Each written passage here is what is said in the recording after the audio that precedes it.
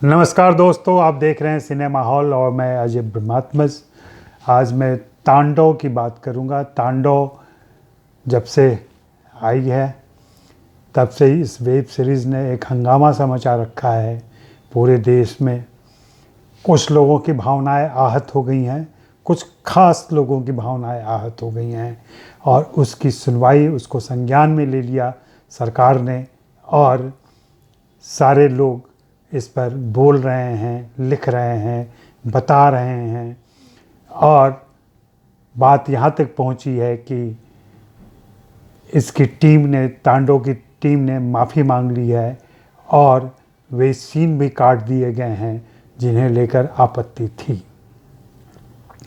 यह एक नई किस्म की सेंसरशिप है और इस सेंसरशिप के प्रति सावधान और जागरूक होने की ज़रूरत है। अभी तक तो ये होता रहा है कि जब भी इस तरह की कोई आपत्ति होती है, कोई शिकायत होती है, तो उस पर बात कभी कभी कोर्ट तक जाती है या कभी कुछ हंगामों के बाद रुक जाती है। लेकिन इस बार मामला कुछ संगीन हो गया और तुरंत आईएनबी मिनिस्ट्री ने इसे संज्ञान में लिया और उन्होंने वर्चुअल मीटिंग की और समझाया कास्ट एंड क्रू को। और कास्ट एंड क्रू ने, जिसे समझदारी कहा जा रहा है, वास्तव में वह समझदारी नहीं, एक प्रकार का समझौता भी नहीं कहेंगे इसको, एक प्रकार का खौफ कह सकते हैं इसको, एक प्रकार का कह लें कि व्यर्थ उलझनों में फंसने से बचने की कोशिश कही जा सकती है इसको। क्योंकि यह मामला अगर कोर्ट में जाता तो हो सकता है कि कोर्ट वेब सीरीज़ के पक्ष में भी फैसला दे सकता था, लेकिन मामला कोर्ट तक पहुंचा ही नहीं।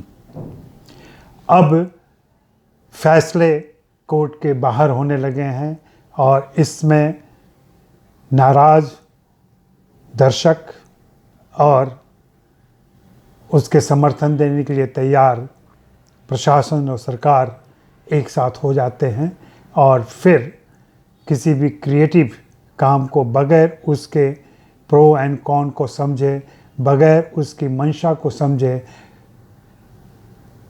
दबाव डाला जाता है और फिर इस तरीके के फैसले हो जाते हैं।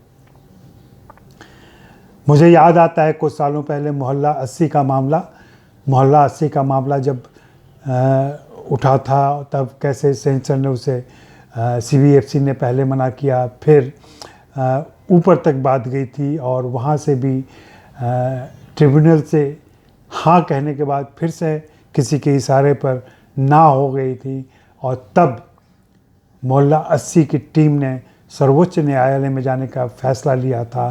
सर्वोच्च न्यायालय में फिर उनके पक्ष में फैसला आया था, हाँ एक आध हिदायतें उनको माननी पड़ी थी, लेकिन अगर कोर्ट तक मामला जाता तो सुनवाई कुछ और हो सकती थी।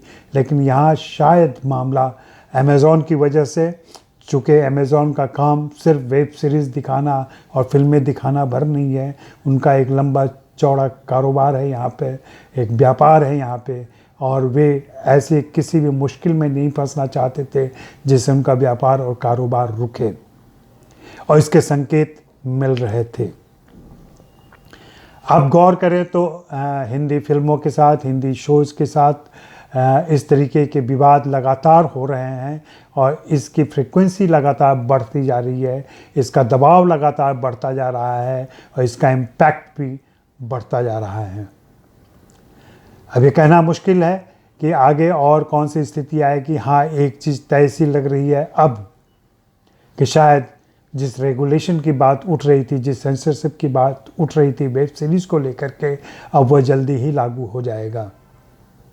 लेकिन सवाल यहाँ यह बनता है कि क्या उसके बाद भी हर तबके की भावना ठीक रहेगी? हो सकता है तब भी कोई समुदाय, कोई समूह ऐसा हो जिसकी भावनाएं आहत हों किसी भी बात पर और फिर वह इस तरीके का वितंडा खड़ा करे। तो जाहिर सी बात है कि इसमें एक स्पष्ट निर्णय लेना पड़ेगा, चाहे वो न्यायालय का हो, चाहे वह मंत्रालय की तरफ से हो, चाहे वह ऐसी एक कमेटी बन जाए, एक समिति बन जाए जहाँ पे इस तरीके के फैसले लिए जाएं। हाँ, ज़रूर अंतर्राष्ट्रीय स्तर पर, इंटरनेशनल स्तर पर जिस तरीके के फैसले लिए जाते हैं उनसे भी हमें सीखना होगा। इस ग्लोबल दौर में जब ग्लोबल गांव बन चुका है पूरा विश्व, वैसे में हमें वैसे ही नॉर्म्स और वैसे रूल रेगुलेशन अपनाने चाहिए जो बाकी देशों में अपनाए जाते हैं। लेकिन हाँ, उसमें अपनी सांस्कृतिक और सामाजिक विशेषताओं को भी ध्यान में रखना चाहिए, उसमें अपनी राजनीतिक मर्यादा भी रखनी चाहिए और यह नहीं भूलना चाहिए कि हम एक लोकतांत्रिक देश हैं। हम एक लोकतांत्रिक देश हैं और यहाँ हमें अभिव्यक्ति की आज़ादी है, हमें लिखने पढ़ने की आज़ादी है। एक चीज़ जो बहुत ही खतरनाक तरीके से सामने आई है तांडव के बाद खास करके, और इसके पहले से भी उसकी सुनाई पड़ती थी, ये बात अनुगूंज आने लगी थी, लेकिन इस बार यह गूंज बन गई है। वो ये है कि अच्छा खासा प्रगतिशील समाज भी अब ये कहने लगा है कि भाई बहुसंख्यक को नाराज़ मत करो, बहुसंख्यक को हर्ट मत करो। अब इस तरीके से अगर हम चलेंगे फिर तो बहुसंख्यक जो भी चाहेगा हम उसे मानते रहेंगे, या ऐसी एक रूपता होगी या ऐसा एक नैतिक दबाव होगा, एक राजनीतिक दबाव होगा जिसमें सृजन प्रक्रिया बाधित होगी। संभव है ऐसे विवादों के बाद, और ये हो भी गया है, लिखने के पहले, बनाने के पहले, फिल्मांकन के पहले लेखक, निर्देशक, कलाकार सोचने लगे हैं, समझने लगे हैं कि भाई इस पर कोई विवाद तो नहीं होगा, इसे अभी ही रोक दो। अगर इस प्रकार का खौफ आ गया है तो समझ लीजिए कि हम सृजन के बहुत ही मुश्किल दौर से गुजर रहे हैं। लेकिन जैसा कि हमने देखा है कि अंकुश जितना तेज और तीव्र होता है, क्रिएटिविटी उतनी ही सृजनात्मक हो जाती है। हमने ईरान के मामले में देखा है, हमने और भी देशों के मामले में देखा है कि कैसे वहाँ के क्रिएटिव फिल्म मेकर तमाम दबावों और प्रभावों के बावजूद अपनी बातें सूक्ष्म तरीके से कह जाते हैं, बारीक तरीके से कह जाते हैं। शायद वैसा ही कुछ तरीका यहाँ अपनाना पड़ेगा। लेखकों को अधिक होशियार और चालाक होना पड़ेगा, लेखकों को अधिक कल्पनाशील होना पड़ेगा ताकि वे अपनी बातें कह सकें। मैं हमेशा से यह बात कहता रहा हूँ कि सृजन अपने आप में प्रगतिशील कार्य है, यह प्रतिगामी हो ही नहीं सकता, और अगर यह प्रतिगामी है तो यह सृजन नहीं है, यह कोई और प्रक्रिया घट रही है। और ऐसा लग रहा है कि ऐसा कुछ माहौल बनता जा रहा है, ऐसी अवस्था लाई जा रही है जहाँ पे अब सब कुछ पहले से तय किया जाएगा। मैंने कुछ महीनों से यह बात कहनी शुरू की है, और आपने गौर किया होगा कि पहले भी लेखों में और अपने वीडियोज़ में मैं यह बात कह रहा हूँ कि फिल्म इंडस्ट्री और शो बिज़नेस निशाने पर है, क्योंकि वर्तमान सत्ता और सरकार ने तमाम पहलुओं पर, तमाम क्षेत्रों पर अपना कब्जा जमा लिया है। मीडिया को तो उन्होंने अपने वश में कर ही लिया है, जिसे हम गोदी मीडिया के नाम से जानते हैं, या मोदी मीडिया कह लें उसको। एक फिल्म इंडस्ट्री ऐसी बची हुई है, एक शो बिजनेस ऐसा बचा हुआ है जहां अभी तक यह असर नहीं हो सका है, क्योंकि इस क्रिएटिव काम के लिए जैसे लोगों की ज़रूरत है, जैसे सृजनशील दिमागों की ज़रूरत है, वह दक्षिणपंथी खेमा अभी तक पैदा नहीं कर सका है।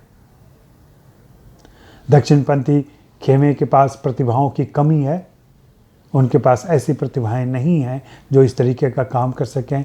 जो एक कुछ लोग हैं जो ऐसा काम कर सकते हैं एक सांस्कृतिक समझ के साथ और राष्ट्रवाद की भावना के साथ, वैसे लोगों को चूँकि वे थोड़े से वस्तुनिष्ठ हैं, उन्हें भी दूर रखा जाता है, उनका उपयोग नहीं किया जाता है। अभी तो ऐसे लोग चाहिए जो जयघोष में शामिल हों। तो तांडव के बहाने ये सारी बातें थीं। आप मुझसे सहमत होंगे तो ज़रूर इस बात को आगे बढ़ाएं, असहमत हैं तो भी अपनी बात रखें, हम लोग विचार विमर्श तो करें, और असहमति होने पर, प्रतिरोध होने पर बहस के गुंजाइश बने रहे, इस बात का ख्याल रखा जाना चाहिए। आज बस इतना ही। शुक्रिया, धन्यवाद, मेहरबानी।